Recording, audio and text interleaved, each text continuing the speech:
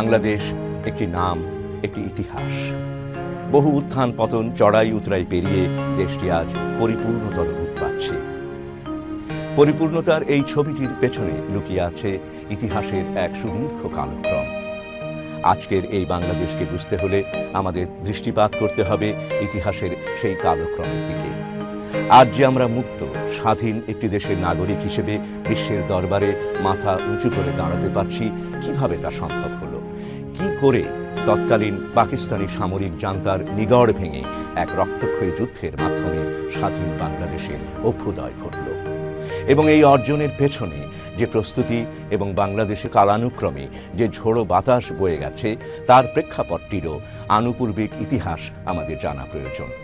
আমরা আপনাদের সামনে হাজির হয়েছি বাংলাদেশ আমার বাংলাদেশ নামের ধারাবাহিকটির মাধ্যমে, যাতে বর্তমান ও আগামী প্রজন্মের সামনে আমরা ইতিহাসের সেই অকথিত বা অল্প কথিত বিষয়গুলো তুলে ধরতে পারি। স্বাধীনতা যুদ্ধপূর্ব বাংলাদেশে অর্থাৎ তৎকালীন পূর্ব পাকিস্তানে একটি সাধারণ নির্বাচন হয়েছিল 1970 সালে। 70-এর সেই নির্বাচনটি ছিল পাকিস্তানের রাজনৈতিক ইতিহাসে একটি অত্যন্ত গুরুত্বপূর্ণ ঘটনা। কারণ এই নির্বাচনকে কেন্দ্র করে উদ্ভূত পরিস্থিতির কারণেই পাকিস্তান ভেঙে দুটুকরো হয়ে যায়। 70-এর সেই নির্বাচনে আওয়ামী লীগ পূর্ব পাকিস্তানে নিরঙ্কুশ সংখ্যাগরিষ্ঠতা লাভ করে। সামরিক গোয়েন্দাদের রিপোর্ট ছিল আওয়ামী লীগ 120টি আসন পেতে পারে। এই তথ্যের ভিত্তিতে তারা ভেবেছিল যে পাকিস্তানের রাজনৈতিক দলগুলোর পরস্পরের মধ্যে তীব্র কলহ সৃষ্টি করে প্রকৃত অর্থে সামরিক শাসকই দেশ পরিচালনা করে যাবে। কিন্তু নির্বাচনের রায়ে তাদের সমস্ত পরিকল্পনা ভেস্তে যায়। পাকিস্তানি সামরিক বাহিনী তখন এক গভীর ষড়যন্ত্রে লিপ্ত হয়। অবশ্য কথা মানতেই হবে যে সামরিক বাহিনীর এই ষড়যন্ত্রের খেলা ছিল পাকিস্তানি রাজনীতির ললাট লিখন। আর সেটা বুঝতে পেরেই ভাসানী 70-এর নির্বাচন বর্জন করেন এবং স্লোগান তোলেন, ভোটের বাক্সে লাথি মারো, বাংলাদেশ স্বাধীন করো। কাগমারির সম্মেলনে 2 বছর আগে মৌলানা ভাসানী 1955 সালের 17 জুন পল্টন ময়দানে আওয়ামী মুসলিম লীগের জনসভায় সভাপতির ভাষণেও পশ্চিম পাকিস্তানিদেরকে আসসালামু আলাইকুম জানিয়েছিলেন। কাগমারিতে দ্বিতীয়বার জোরের সঙ্গে বিষয়টি উল্লেখ করাতে বেশ হইচই পড়ে যায়। এখানে আরেকটি বিষয় উল্লেখ্য যে 1958 সালের 7ই অক্টোবর পর্যন্ত 2 দফায় দীর্ঘ সময়ে আওয়ামী লীগ পূর্ব পাকিস্তানে ক্ষমতাসীন থাকলেও বাজেট অধিবেশন ছাড়া আর কখনো প্রাদেশিক পরিষদের অধিবেশন ডাকেনি। আওয়ামী লীগ আহুত শেষ অধিবেশন অনুষ্ঠিত হয় 1958 সালের 23শে সেপ্টেম্বর। সেই অধিবেশনেই ডেপুটি স্পিকার শাহেদ আলীকে চেয়ার দিয়ে পিটিয়ে মারা হয় এবং এই হত্যার ঘটনাটিকে কারণ দেখিয়েই 1958 সালের 7ই অক্টোবর সামরিক আইন জারি করা হয়। পরোক্ষভাবে আওয়ামী লীগ পাকিস্তানে সামরিক শাসন জারির কারণ হয়ে দাঁড়ায়। এই স্বায়ত্তশাসনের দাবির ব্যাপারে মৌলানা ভাসানী ছিলেন এক নিরলস সংগ্রামী। শুধু কাগমারিতেই নয়, 1947 সালে যখন মহাত্মা গান্ধী এবং মোহাম্মদ আলী জিন্নাহর নেতৃত্বে ব্রিটিশ বিরোধী লড়াইয়ের মাধ্যমে ভারত বিভক্ত হয়ে পাকিস্তানের জন্ম হয়, সেই স্বাধীন পাকিস্তানের জন্মলগ্নেই ভাসানী যখন 1949 সালের 23শে জুন বিশ্ববিদ্যালয়ের সংগ্রামী ছাত্রদের নিয়ে পূর্ব বাংলা আওয়ামী মুসলিম লীগ গঠন করেন, যার সাধারণ সম্পাদক ছিলেন শামসুল হক এবং যুগ্ম সম্পাদক ছিলেন শেখ মুজিবুর রহমান ও খন্দকার মুশতাক আহমেদ। সেই সময়ই দলের 42 দফা বিশিষ্ট ইশতেহারের প্রথম দাবি ছিল লাহোর প্রস্তাব অনুসারে প্রতিরক্ষা, পররাষ্ট্র ও মুদ্রা ব্যবস্থা কেন্দ্রীয় সরকারের হাতে রেখে বাংলার জন্য পূর্ণ আঞ্চলিক স্বায়ত্তশাসন। পরবর্তীকালে 1954 সালের হক ভাসানীর যুক্তফ্রন্টের নির্বাচনের সময় 21 দফায় 19 নম্বর দফায়ও পূর্ণ স্বায়ত্তশাসনের প্রস্তাব ছিল। উল্লেখ্য, 1966 সালে লাহোরের গোলটেবিল বৈঠকে রুহুল কুদ্দুস কর্তৃক লিখিত ও শেখ মুজিব কর্তৃক উত্থাপিত 6 দফার প্রথম 3টিই হল ভাসানীর নেতৃত্বে 42 দফার প্রথম দফা এবং যুক্তফ্রন্টের 21 দফার 19 নম্বর দফাকে ভেঙে করা। 1966 সালের 23শে মার্চ পায়োনিয়ার প্রেস থেকে মুদ্রিত ও শেখ মুজিব কর্তৃক রচিত হয় 6 দফা কর্মসূচি। আমাদের বাঁচার অধিকার নামক পুস্তিকাতেও বলা হয় লাহোর প্রস্তাব অনুযায়ী পূর্ব বাংলার স্বায়ত্তশাসন দিতে হবে। যাই হোক, এখানে আরও উল্লেখ করতে হয় যে শেখ মুজিব তার রাজনীতির প্রথম যুগে ভাসানীর দ্বারা প্রভাবিত হলেও মুজিব ক্ষমতাসীন ব্যক্তিত্ব সোহরাওয়ার্দীর দিকেই পুরোপুরি ঝুঁকে পড়েন। এবং সোহরাওয়ার্দীর আদর্শে অনুরক্ত হন। এর ফলস্বরূপ প্রধানমন্ত্রী সোহরাওয়ার্দী শেখ মুজিবুর রহমানকে টি বোর্ডের চেয়ারম্যান পদে নিযুক্ত করেন এবং মোটা অঙ্কের ভাতাসহ গাড়ি বাড়ির ব্যবস্থা করে দেন। রাজনীতিতে ভাসানী অসাম্প্রদায়িক ও স্বায়ত্তশাসনের সমর্থক হওয়ার কারণে সেই কাগমারি সম্মেলনেই ভাসানীকে একজন কমিউনিস্ট, পাকিস্তানের সংহতি বিরোধী এবং ভারতের দালাল বলে গালি দেয়া হয়। এই সময় সরকার ও আওয়ামী লীগের প্ররোচনায় পত্রিকাগুলো ভাসানী ন্যাপের বিরুদ্ধে প্রত্যক্ষ যুদ্ধে লিপ্ত হয়। এত আক্রমণ এবং ঝড়ঝঞ্ঝার পরও তদানীন্তন পাকিস্তানের রাজনীতিতে পূর্ব পাকিস্তানের অধিবাসীদের স্বার্থ রক্ষায় মৌলানা ভাসানী ছিলেন আপোষহীন এক বলিষ্ঠ কণ্ঠ। এখানে উল্লেখ্য যে 1958 সালে আইয়ুব সামরিক শাসন জারির মাধ্যমে ক্ষমতা দখল করে বসেন। সামরিক শাসন জারির পর উদ্ভূত পরিস্থিতির কারণে সমস্ত রাজনৈতিক কর্মকাণ্ডই স্থগিত হয়ে পড়ে। আইয়ুব ভাসানীকে গ্রেপ্তার করে। পরে ভাসানী মুক্তি পান।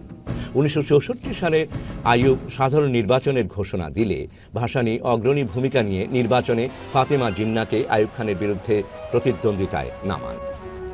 বেসিক ডেমোক্রেসি বা মৌলিক গণতন্ত্রের মাধ্যমে নির্বাচন হওয়াতে আইয়ুব ভোট কিনে সে যাত্রা নির্বাচনে জিতে যান।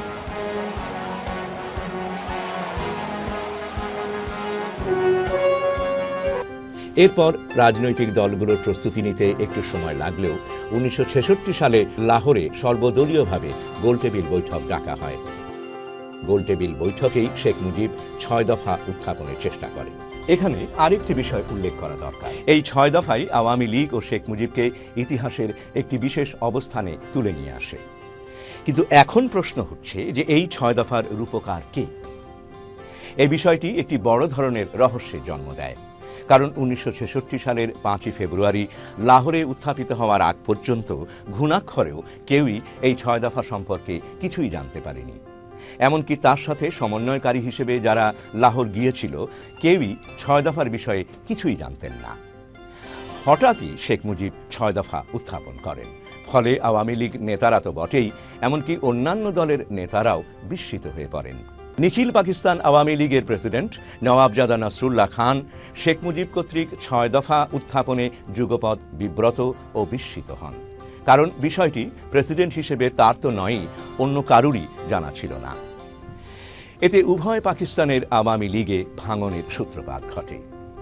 পরবর্তীতে নাসরুল্লাহ খান আওয়ামী লীগ থেকে পদত্যাগ করে নতুন দল গঠন করেন। 6 দফার বিষয়টি এখানেই ক্ষান্ত হওয়ার কথা, অন্তত সাময়িকভাবে হলেও। কিন্তু তা না ঘটে বিষয়টি রাজনৈতিক অঙ্গনকে আরও উত্তপ্ত করে তোলে। আজ ইতিহাস সাক্ষ্য দেবে এই 6 দফার প্রকৃত রূপকার ছিল, অবিশ্বাস্য হলেও সত্য, তৎকালীন পাকিস্তানের president field marshal Mohammad Ayub Khan. এখন প্রশ্ন হলো, কেন আইয়ুব খান এমন একটি প্রস্তাব শেখ মুজিবকে দিয়ে প্রবর্তন করলেন? একটু ইতিহাস ঘাঁটলেই এর গূঢ় রহস্য জানা যাবে যে 1965 সালে ভারত পাকিস্তানের মধ্যে 17 দিন ব্যাপী একটি যুদ্ধ সংঘটিত হয়, যা 65-এর যুদ্ধ নামে পরিচিত।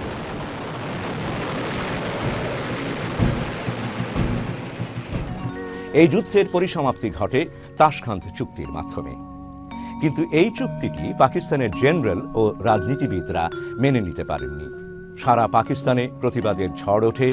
আইয়ুব খান তখন ঘাবড়ে গিয়ে পাকিস্তানি মিলিটারি ব্যুরোক্রেসি ও রাজনীতিকদের দৃষ্টি অন্যদিকে ঘুরিয়ে দিতে এবং শেষ পর্যন্ত যাতে তার হাতকেই শক্তিশালী করে তোলে সেই উদ্দেশ্যে পূর্ব পাকিস্তানে প্রাদেশিকভাবে বহুবার আলোচিত সেই স্বায়ত্ত শাসনকেই হাতিয়ার হিসেবে ব্যবহার করতে সচেষ্ট হয়ে ওঠেন।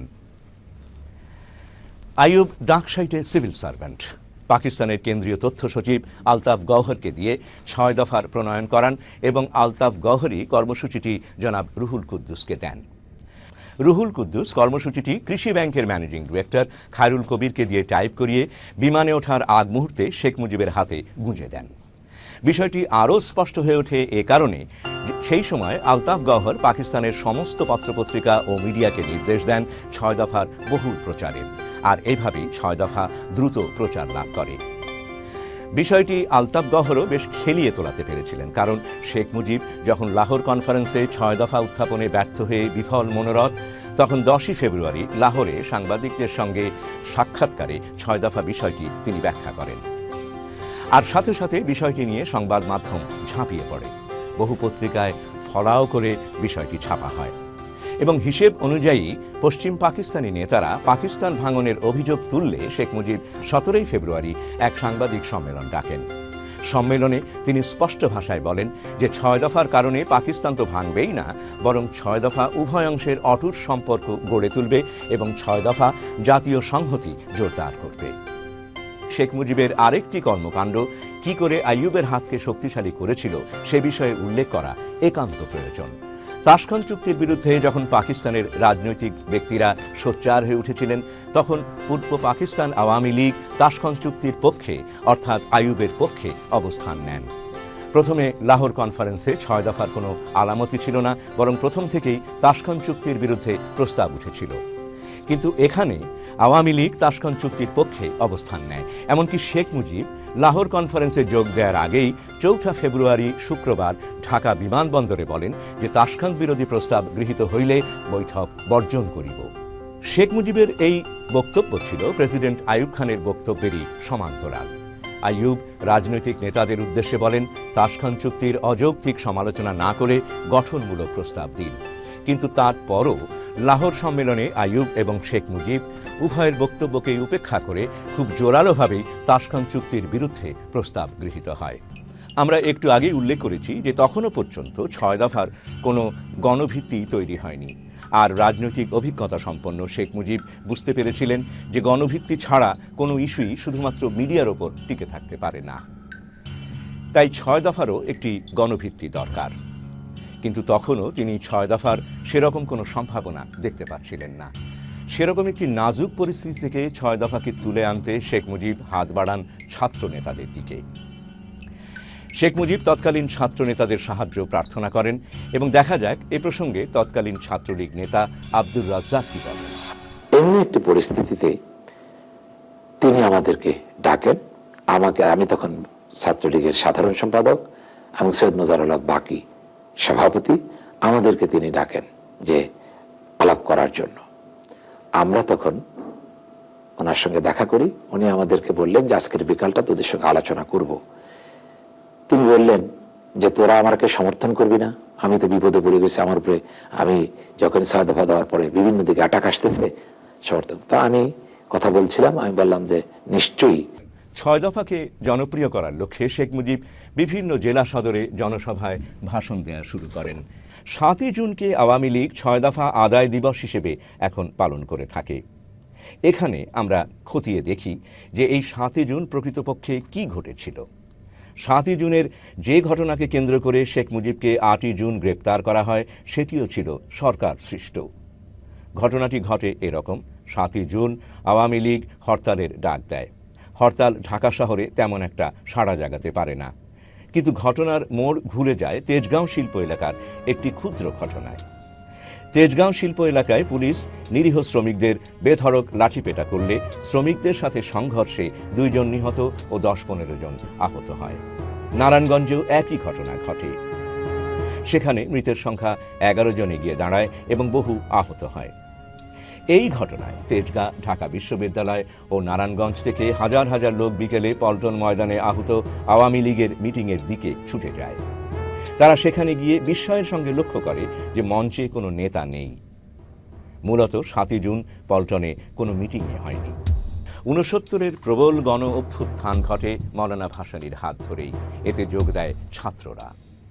মূলত মওলানা ভাসানী 1966 সালের 4 থেকে 7 জুন ন্যাপের কনভেনশনে স্বায়ত্তশাসনকে প্রধান করে 14 দফা দাবি উত্থাপন করেন এবং এই দাবিকে সাফল্যমণ্ডিত করার লক্ষ্যে মওলানা ভাসানী ঘেরাও আন্দোলনের সূচনা করেন। 1968 সালের 6 ডিসেম্বর পল্টন ময়দানে জনসভা শেষে ভাসানী গভর্নর হাউস ঘেরাও করতে যান। সেখানে পুলিশ নির্যাতন নেমে এলে ভাসানী 7 ডিসেম্বর হরতাল ডাকেন। হরতালের সময় পুলিশের গুলিতে 3 জন নিহত ও 16 জন আহত হয়। ফলে 8 ডিসেম্বরও হরতাল পালিত হয়। 144 ধারা ভঙ্গ করে ভাসানী পল্টন ময়দানে গায়েবানা জানাজায় ইমামতি করে আন্দোলনে প্রচণ্ড গতিবেগ সঞ্চার করেন। ফলে তীব্র আইয়ুব বিরোধী আন্দোলনের সূচনা হয়। 1968 সালে মওলানা ভাসানীকৃত শুরু হওয়া প্রবল আইয়ুব বিরোধী আন্দোলনে ঘৃতাহুতি ঢেলে দেন আইয়ুব স্বয়ং আগরতলা ষড়যন্ত্র মামলার মাধ্যমে। এই মামলায় আন্দোলন দপদপ করে জ্বলে ওঠে। ভাসানীর জ্বালাও পোড়াও আন্দোলন থেকে বেরিয়ে আসে সেই অব্যর্থ স্লোগানটি, জেলের তালা ভাঙব, শেখ মুজিবকে আনব। এই আন্দোলনের তোড়ে আইয়ুবের শাসনযন্ত্র তীব্রভাবে নড়ে ওঠে। সেনাপ্রধান ইয়াহিয়া খানের নেতৃত্বে চিফ অব আর্মি স্টাফ গুল হাসান, জেনারেল পীরজাদা, জেনারেল মুজাফফর উদ্দিন সহ উচ্চপদস্থ সামরিক কর্মকর্তারা এক বিশেষ অধিবেশনে সিদ্ধান্ত নেন মার্শাল ল জারির। তারা আইয়ুব খানকে জানিয়ে দেন, আমরা পরিস্থিতির অবনতি আর দেখতে চাই না। 25শে মার্চের আগেই আপনার যা করণীয় তা করে ফেলুন। ভীত সন্ত্রস্ত আইয়ুব আন্দোলনকে স্তিমিত করার লক্ষ্যে গোলটেবিল বৈঠকের আয়োজন করে। কিন্তু পশ্চিম পাকিস্তানি নেতারা শেখ মুজিবকে ছাড়া বৈঠকে বসতে রাজি হলেন না। বাধ্য হয়ে তখন আইয়ুব খান তাঁর প্রতিরক্ষামন্ত্রী অ্যাডমিরাল এ.আর. খান এবং মিলিটারি ইন্টেলিজেন্স ডাইরেক্টরকে পাঠিয়ে দেন ঢাকা ক্যান্টনমেন্টে। বন্দী শেখ মুজিবের সাথে দীর্ঘ 3 ঘণ্টা ব্যাপী গোপন বৈঠকে শেখ মুজিব জানান, আমি প্রেসিডেন্ট আইয়ুবের খেদমত করতে চাই। বিশ্বে তার মতো একজন প্রেসিডেন্ট বিরল। এজন্যে আমি জামিনও প্রার্থনা করি না, আমি বন্দী অবস্থাতেই ইসলামাবাদ যাব। প্যারোলে মুক্তি নিয়ে শেখ মুজিব গোলটেবিল বৈঠকে যোগ দিতে রাজি হয়, আস্থা ফিরে পায় আইয়ুব খান। মওলানা ভাসানী ঘৃণা ভরে এই গোলটেবিলের আহ্বান প্রত্যাখ্যান করলেন। গোলটেবিলে যোগ না দেওয়ার যুক্তি হিসেবে মওলানার সেই বিখ্যাত উক্তি, অত্যাচারিত ও অত্যাচারী একই টেবিলে বসলে অত্যাচারেরই জয় হয়। ভাসানীর নিষেধকে উপেক্ষা করে মুজিব গোলটেবিল বৈঠকে যোগ দেন। এই বৈঠকেই মুজিব আইয়ুবকে প্রেসিডেন্ট থাকার জন্য অনুরোধ করেন এবং মুজিবকে প্রধানমন্ত্রী করার কথা বলেন। আর কুর্মিটোলায় বন্দি অবস্থায় আলোচনার শর্তানুযায়ী এবং মুজিবের অনুরোধে আইয়ুব কেন্দ্রীয় শিক্ষামন্ত্রী হিসেবে নিয়োগ দেন শেখ মুজিবের ঘনিষ্ঠজন, যার অধীনে দীর্ঘদিন মোটা বেতনে চাকরি করতেন আলফা ইন্স্যুরেন্সের মালিক ইউসুফ হারুন ও পূর্ব পাকিস্তানের গভর্নর হিসেবে এম.এন. হুদাকে। কিন্তু এত প্রস্তুতিও ব্যর্থ হয়। মওলানা ভাসানীর নেতৃত্বে প্রবল জনরোষের চাপে আইয়ুব খান পদত্যাগ করতে বাধ্য হন। মওলানা ভাসানীর ছবিসহ টাইম পত্রিকা একটি রিপোর্ট পেশ করে, যেখানে হেডলাইনে মওলানাকে দ্য প্রফেট অফ ভায়োলেন্স উপাধিতে ভূষিত করা হয়। ওই পত্রিকার রিপোর্টে বলা হয়, মওলানা ভাসানী একমাত্র ব্যক্তি যার পক্ষে এশিয়ার লৌহ মানব বলে পরিচিত আইয়ুব খানকে শাসন ক্ষমতা থেকে নামিয়ে আনা সম্ভব হয়েছে। সেই সময় মওলানা ভাসানীর ন্যাপের ছাত্রাংশ ছাত্র ইউনিয়ন মেনন গ্রুপ 11 দফার মাধ্যমে স্বাধীন জনগণতান্ত্রিক পূর্ব বাংলা প্রতিষ্ঠার দাবি জানান। যদিও ইয়াহিয়া খান পূর্ব শর্তানুসারে নির্বাচনের ঘোষণা দিয়েছিলেন, 70-এর নির্বাচনটি ইয়াহিয়া ঘোষণা করেছিল লিগ্যাল ফ্রেমওয়ার্ক অর্ডার এলএফওর আওতায়। এলএফওর ধূম্রজালটির পেছনে পাকিস্তানি শাসকদের প্রকৃত উদ্দেশ্য কী ছিল ভাসানী তা সঠিকভাবেই বুঝতে পেরেছিলেন। তাই তিনি এলএফওর সমালোচনায় মুখর হয়ে ওঠেন। অন্যদিকে মুজিব এলএফও মেনেই নির্বাচনে অংশ নেন। এলএফওর অধীনে শেখ মুজিব এই নির্বাচনে অংশগ্রহণের তীব্র সমালোচনা করেন মওলানা ভাসানী। কিন্তু শেখ মুজিব বিরোধিতা করলেও শেষ পর্যন্ত এই কাঠামোর ভেতরেই নির্বাচনে অংশ নেয়ার সিদ্ধান্ত নেন। কারণ অন্যান্য ধারা বাদ দিলেও 2 নম্বর ধারায় বর্ণিত সংবিধানে ইসলামী আদর্শ সংরক্ষিত রাখার বিষয়টি আওয়ামী লীগের সাথে কোনো দ্বন্দ্ব তৈরি করেনি। তার চেয়েও খারাপ ব্যাপার হলো একটি সামরিক শাসনের অধীনে নির্বাচনে অংশগ্রহণ। তাই বিভিন্ন মহল থেকে এর বিরুদ্ধে সমালোচনার ঝড় ওঠে। এত ব্যাপক সমালোচনা উপেক্ষা করেও সামরিক জান্তার অধীনে নির্বাচনে অংশগ্রহণের পেছনে কী পরিকল্পনা ও চিন্তা ক্রিয়াশীল ছিল শেখ মুজিবের মনে? শোনা যাক আওয়ামী লীগেরই তৎকালীন হুইপ 70-এর নির্বাচিত এমপি ব্যারিস্টার আমিরুল ইসলামের ভাষ্যে। যখন আমরা এই কথাটা বলতাম বঙ্গবন্ধুকে যে আপনি ইয়াহিয়া খানের অধীনে যে নির্বাচন করতে যাচ্ছেন, এটা নিয়ে অনেকেই সমালোচনা করছেন, মওলানা ভাসানী থেকে শুরু করে অনেকেই, যে আপনি এই একটা লিগ্যাল ফ্রেমওয়ার্কের ভেতরে নির্বাচন করতে যাচ্ছেন, এ সম্পর্কে আপনার চিন্তা কী? উনি আমাদেরকে একটি কথা বলতেন যে দেখ, আমি একবারের মতো নিষ্পত্তি করতে চাই যে এই দেশের মানুষের পক্ষে কে কথা বলবে। কারণ যখনই এদের সাথে আমরা বসতে যাই তখন ওই নুরুল আমিন থেকে শুরু করে হামিদুল হক চৌধুরী, যত রকমের লোকজন আছে, বিভিন্ন লোক নাম নাই বা করলাম, তারা যেও সেখানে তাদেরকেও ডাকা হয়, সেটা গোলটেবিল বৈঠকে হোক, কোনো সাংবিধানিক আলোচনায় হোক। অতএব একবারের মতো নিষ্পত্তি হয়ে যায়। তো আমি নির্বাচন চাই, যে নির্বাচনের ফলাফলের ভিত্তিতে নির্বাচিত প্রতিনিধিরা কতখানি ইফেক্টিভ হবে, তার চেয়ে তো বড় কথা যে এই দেশের মানুষের পক্ষে কথা বলবার অধিকার কার রয়েছে। এই বৈধতাটার প্রশ্ন আমার সবচেয়ে বড় প্রয়োজন। রাজনীতিতে প্রাজ্ঞ, দূরদর্শী ও বর্ষিয়ান মজলুম জননেতা মৌলানা ভাসানী বুঝেছিলেন কুচক্রী এই সামরিক শাসনের নিগড় থেকে মুক্তির একটাই পথ, নির্বাচন নয়, স্বাধীনতা। তিনি আওয়াজ তোলেন, ভোটের বাক্সে লাথি মারো, বাংলাদেশ স্বাধীন করো। আপোষ না সংগ্রাম, সংগ্রাম সংগ্রাম, নির্বাচন নির্বাচন, বর্জন বর্জন। নির্বাচনের কথা কয় যারা, মার্শাল্লর দালাল তারা। নির্বাচনের ভাওতাবাজি, ব্যর্থ করো ব্যর্থ করো। 1970-এর নির্বাচনের ঠিক আগ মুহূর্তে ঘটে যায় 70-এর প্রলয়ঙ্করী ঘূর্ণিঝড়। তাতে মারা যায় 5 লক্ষাধিক লোক। এই প্রদেশের সমস্ত রাজনৈতিক দলগুলো একযোগে নির্বাচন পেছানোর দাবি তোলে, কিন্তু নির্বাচন না পেছানোর ব্যাপারে শেখ মুজিব থাকেন অনড়। ফলে 70 সালেই নির্বাচন অনুষ্ঠিত হয়। নির্বাচনে আওয়ামী লীগ একক সংখ্যাগরিষ্ঠতা অর্জন করে। যদিও শেখ মুজিবের এই অভাবনীয় সাফল্যের নেপথ্য কারণ ছিল শক্তিশালী প্রতিদ্বন্দ্বী মৌলানা ভাসানী ও আতাউর রহমান খান সহ সমস্ত বিরোধী দলের নির্বাচন বর্জন। যাই হোক, চূড়ান্ত ফলাফল বেরোনোর পর সরকারের প্রতি প্রচণ্ড চাপ সৃষ্টি হতে থাকে সংসদ অধিবেশনের এবং আওয়ামী লীগের কাছে ক্ষমতা হস্তান্তরের। কিন্তু পশ্চিম পাকিস্তানে ভুট্টো তাতে বাদ সাধেন। এই অচল অবস্থা নিরসনে অনুষ্ঠিত হয় শেখ মুজিব ইয়াহিয়া বৈঠক। ইয়াহিয়া রাজনৈতিক দলগুলোকে একটি গ্রহণযোগ্য শাসনতন্ত্র প্রণয়নের কথা বলেন। এই বৈঠকেই শেখ মুজিব ইয়াহিয়াকে পাকিস্তানের প্রেসিডেন্ট থাকার প্রস্তাব দেন। বিস্মিত ইয়াহিয়া প্রশ্ন করেন, তাতে আপনাদের কি লাভ? মুজিবের উত্তর, আপনি একজন অভিজ্ঞ সামরিক কর্মকর্তা, রাষ্ট্র পরিচালনায় আপনার রয়েছে 2 বছরের অভিজ্ঞতা, আপনি সামরিক দিকটি দেখবেন, আমি প্রধানমন্ত্রী হিসেবে জনসাধারণের দিকটি দেখব। আপনি রাজি থাকলে আমার দল আপনাকে সমর্থন দেবে। ইয়াহিয়াকে এই প্রস্তাবে রাজি করাতে শেখ মুজিবের বেশি বেগ পেতে হয়নি, আর সে কারণেই বিমানবন্দরে ইয়াহিয়া শেখ মুজিবকে পাকিস্তানের ভাবী প্রধানমন্ত্রী বলে আখ্যা দেন। বিষয়টি ভুট্টোকে বেশ বিপাকে ফেলে দেয় এবং তাকে শঙ্কিত করে তোলে। ক্ষমতা দখলের লিপ্সায় ভুট্টো তখন শেখ মুজিবকেও ছাড়িয়ে যান। ভুট্টো দ্রুত মাঠে নেমে পড়েন। ভুট্টো যোগাযোগ করেন সামরিক জান্তাদের সাথে। জেনারেল হামিদ, জেনারেল পীরজাদা ইত্যাদি সামরিক কর্তারা তখন ভুট্টোর সাথে একমত হন। স্বস্তির নিঃশ্বাস ফেলেন ভুট্টো, কারণ পাকিস্তানের শাসনতান্ত্রিক কর্তৃত্ব তখন ইয়াহিয়ার হাতে নয়, বরং ছিল এদেরই হাতে। ইয়াহিয়া ছিলেন শুধু এদের ক্রীড়নক মাত্র। পূর্ব পরিকল্পনা অনুযায়ী 18 জানুয়ারি ইয়াহিয়া পশ্চিম পাকিস্তানে ফিরেই লারকানাতে ভুট্টোর বাসভবনে যান প্লেজার ট্রিপ বা আনন্দ ভ্রমণে। উদ্দেশ্য ছিল লারকানা থেকে বুনো হাঁস শিকার। কিন্তু বিষয়টি গুরুত্বপূর্ণ হয়ে ওঠে যখন জেনারেল হামিদ, জেনারেল পীরজাদা ও মেজর জেনারেল ওমর সহ অন্যান্য সামরিক অফিসাররাও সেখানে যোগ দেন।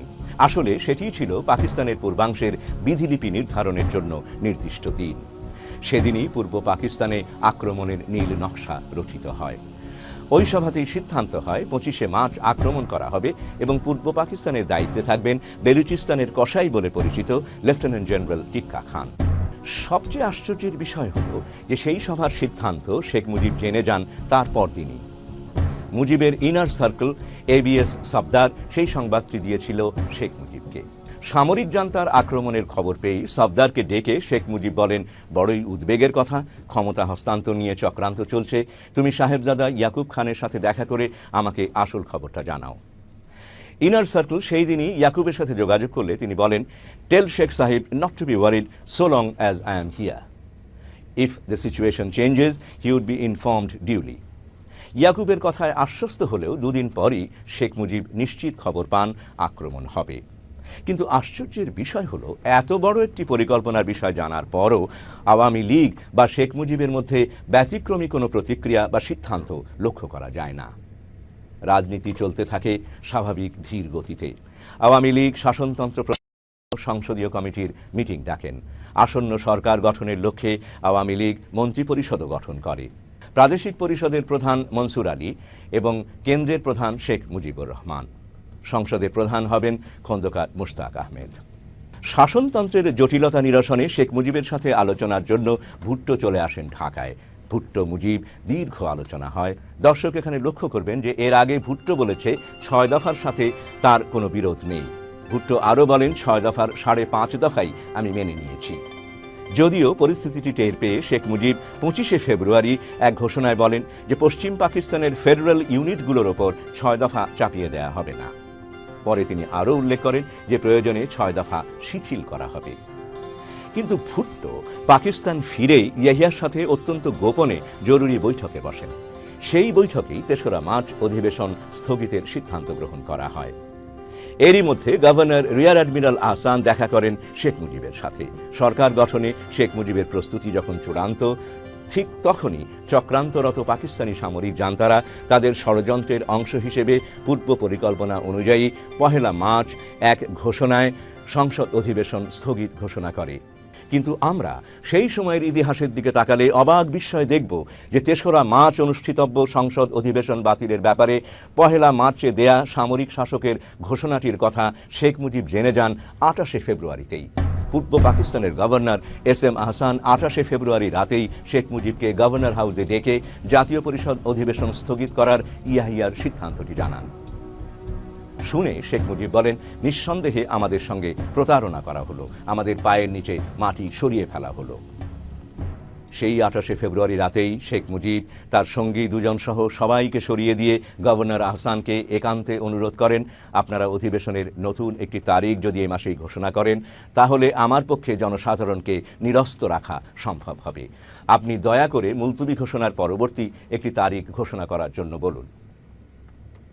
শেখ মুজিব হয়তো আশায় ছিলেন ইয়াহিয়া তার অনুরোধে আরেকটি নতুন তারিখ ঘোষণা করবে, তাহলে আর সমস্যা হবে না।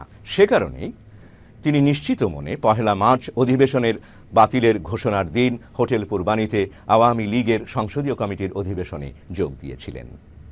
কিন্তু জাতীয় পরিষদ মুলতবি ঘোষণায় হতচকিত ঢাকাবাসী স্বতঃস্ফূর্ত বিক্ষোভে ফেটে পড়ে। ঢাকা স্টেডিয়ামে আন্তর্জাতিক ক্রিকেট ম্যাচ দর্শক কর্তৃক পরিত্যক্ত হয় এবং প্যান্ডেলে আগুন ধরিয়ে দেওয়া হয়। ছাত্র সম্প্রদায় বিভিন্ন শিক্ষা প্রতিষ্ঠান থেকে রাজপথে নেমে আসে। বিভিন্ন শিল্প এলাকা থেকে শ্রমিকরা দলে দলে মিছিল সহকারে রাজধানী ঢাকার দিকে যাত্রা করে। সকল সিনেমা হল বন্ধ হয়ে যায়। মিছিলকারীদের মুখে স্লোগান ছিল, পাকিস্তানের সাথে সম্পর্ক ছিন্ন করো, বাংলাদেশের স্বাধীনতা ঘোষণা করো, ইয়াহিয়ার মুখে লাথি মারো, বাংলাদেশ স্বাধীন করো। প্রবল বিক্ষোভে ফেটে পড়া উৎক্ষিপ্ত মানুষেরা খুঁজে বার করে শেখ মুজিবকে হোটেল পূর্বানীতেই 1 মার্চেই। 1 ঘন্টারও কম সময়ের মধ্যে হাজার হাজার লোক হোটেল ঘেরাও করে। উত্তেজিত জনতা পাকিস্তানের জাতীয় পতাকা ও জিন্নার ছবি পুড়িয়ে দেয় এবং বাংলাদেশের স্বাধীনতা ঘোষণার দাবি তোলে। মারমুখী উত্তেজিত জনতার সম্মুখে যেতে শেখ মুজিব অস্বীকৃতি জানান। তিনি তোফায়েল আহমেদ ও অন্যান্য ছাত্র নেতৃবৃন্দকে পাঠিয়ে দেন জনতাকে সামলানোর জন্য। ছাত্রনেতারা উপস্থিত জনতাকে জানান, শেখ সাহেব আজকে কিছুই বলবেন না, 7 মার্চ রেসকোর্স ময়দানে তিনি পরবর্তী ঘোষণা দেবেন। আবেগাকুল ছাত্র জনতা যখন জানতে পারল শেখ মুজিব আজ কোনো বক্তব্য রাখবেন না, তখন তাদের বিলাপ ধ্বনিতে প্রকম্পিত হয়ে ওঠে আকাশ বাতাস। এই বিষয়েই শোনা যাক তৎকালীন প্রখ্যাত ছাত্রনেতা স্বেচ্ছাসেবক লীগের প্রধান আব্দুর রাজ্জাকের বক্তব্য। লক্ষ লক্ষ মানুষ সেখানে উপস্থিত ছিল। সেই মানুষের মধ্য থেকেই উঠল যে বাংলাদেশের স্বাধীনতা ঘোষণা দিতে হবে। বিশেষ করে ছাত্র সমাজ এবং শ্রমিক সমাজ বঙ্গবন্ধুর উপর চাপ সৃষ্টি করলো। বঙ্গবন্ধু আমাদেরকে পাঠালেন, আমি বক্তৃতা করলাম, তোফায়েল আহমদ বক্তৃতা করলো এবং আরো 2-1 বক্তৃতা করলেন, কিন্তু কারো কথাই তারা মানতে না ছিল। বিশেষ করে ছাত্র সমাজ সেখানে আমরা যখন বললাম যে আজকে নয়, বঙ্গবন্ধু সময় মতো ঘোষণা দেবেন, তখন ছাত্ররা মাটিতে গড়িয়ে কাঁদতেছিল। আমার মনে আছে সে কথাটা। ছাত্র জনতা চূড়ান্ত দাবির মুখে শেখ মুজিব 2রা মার্চ ঢাকা এবং 3রা মার্চ প্রদেশব্যাপী হরতাল আহ্বান করেন। 1 মার্চ সন্ধ্যায় শেখ মুজিব এক বিশাল সংবাদ সম্মেলন করেন। 3রা মার্চ পল্টন ময়দানে ছাত্র সংগ্রাম পরিষদের আহ্বানে ডাকা হয় এক সভা। সেখানে শেখ মুজিব বক্তৃতা দেন। সেই সভাতেই ওড়ানো হয় বাংলাদেশের পতাকা এবং উদ্বোধনী সঙ্গীত হিসেবে বাজানো হয় আমার সোনার বাংলা আমি তোমায় ভালোবাসি। অতঃপর এলো সেই বহুকাঙ্ক্ষিত ক্ষণটি 7 মার্চ। লাখো মানুষের প্রতীক্ষার মুহূর্ত। লক্ষ লক্ষ লোক জড়ো হয়েছিল সেদিন রেসকোর্স ময়দানে। রেডিওতে ভাষণটি প্রচারিত হবে জেনে শত শত লোক বসে যায় রেডিওর সামনে। সবাই অধীর আগ্রহে অপেক্ষা করছে আজ একটি গুরুত্বপূর্ণ ঘোষণা আসবে শেখ সাহেবের কাছ থেকে, একটি জাতির দিক নির্দেশনা উঠে আসবে তাঁর কণ্ঠ থেকে।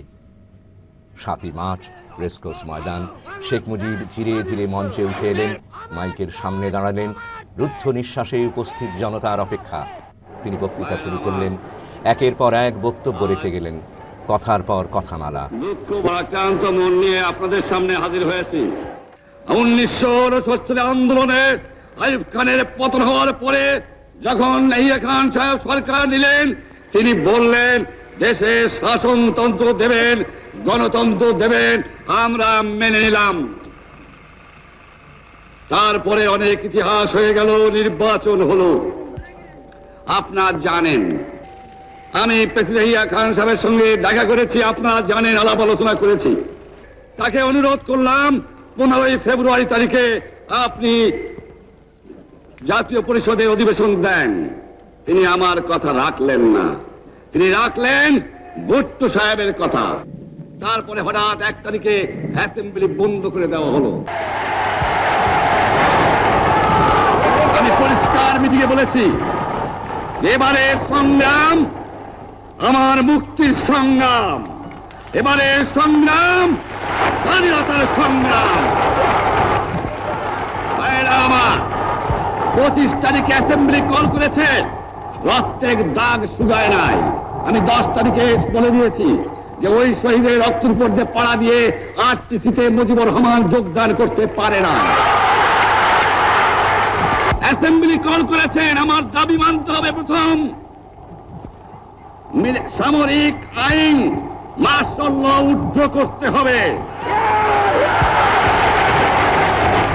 সমস্ত সামরিক বাহিনীর লোকদের ব্যারাকে ফেরত দিতে হবে, যেভাবে হত্যা করা হয়েছে তার তদন্ত করতে হবে, আর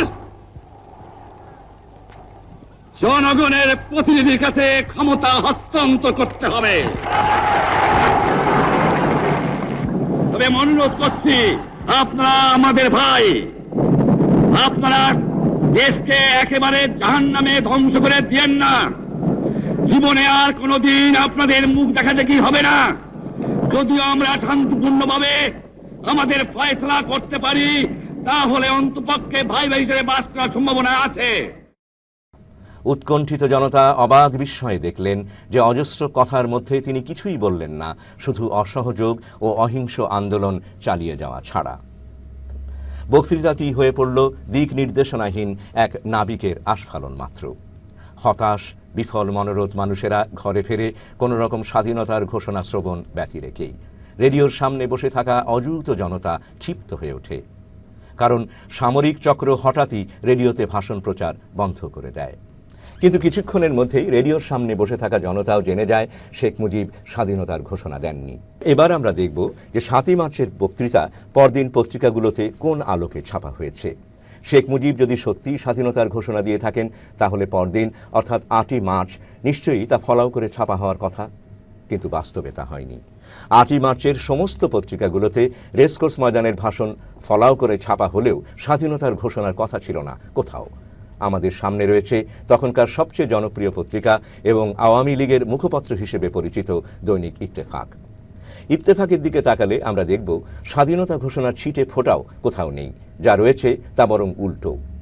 দৈনিক ইত্তেফাকের হেডলাইনে রয়েছে, শেখ মুজিব বলেছেন, জাতীয় সংসদে যাওয়ার প্রশ্ন বিবেচনা করতে পারি যদি জাতীয় সংসদে যাওয়ার ব্যাপারে তিনি কতগুলো শর্ত দিয়েছেন। এবার দেখা যাক কি শর্ত মানলে তিনি সংসদে যাবেন। এখানে দেখা যাচ্ছে তিনি 4টি শর্ত দিয়েছেন। সংসদে যেতে পারি যদি অবিলম্বে সামরিক আইন প্রত্যাহার করা হয়, সমস্ত সেনাবাহিনীকে ব্যারাকে ফিরিয়ে নেওয়া হয়, নিরস্ত্র গণহত্যার তদন্ত করা হয় এবং নির্বাচিত গণপ্রতিনিধিদের কাছে ক্ষমতা হস্তান্তর করা হয়। এবার আমরা অন্যান্য পত্রিকাতে 7ই মার্চের বক্তৃতাটি কি আলোকে কোন গুরুত্বে ছাপা হয়েছে তা দেখার চেষ্টা করি। পাকিস্তান অবজারভার সংবাদ দিচ্ছে, জেনোসাইড মাস্ট স্টপ। এর পরের সংবাদটি হল, bank offices function as per Sheikh Mujib's directives. অন্য সংবাদটি হল, শেখ মুজিব স্পিক্স। বাংলা দৈনিক পূর্বদেশে হেড নিউজ ছাপা হয়েছে শেখ মুজিবের ঘোষণা। তারপর সেই দিনেরই আরও একটি সংবাদ, শেখ মুজিবের বিবৃতি। দৈনিক মর্নিং নিউজের সংবাদ ছিল ট্রান্সফার পাওয়ার ইমিডিয়েটলি মুজিব। অন্যান্য পত্রিকাতেও একই ধরনের সংবাদ সমৃদ্ধ হয়ে বের হয় 8ই মার্চ। কিন্তু 7ই মার্চের ভাষণের পূর্বে দেশের ঘরে ঘরে মানুষের এমন একটি প্রস্তুতি ছিল যে আজ স্বাধীনতার ঘোষণা দেয়া হবে। সেই উদ্দেশ্যে বহু দেশি বিদেশি সাংবাদিকরাও রেসকোর্স ময়দানে এসে জড়ো হন। পুলিশ, বিডিআর, এমনকি আর্মির মধ্যেও ছিল তেমনি একটা গোপন প্রস্তুতি।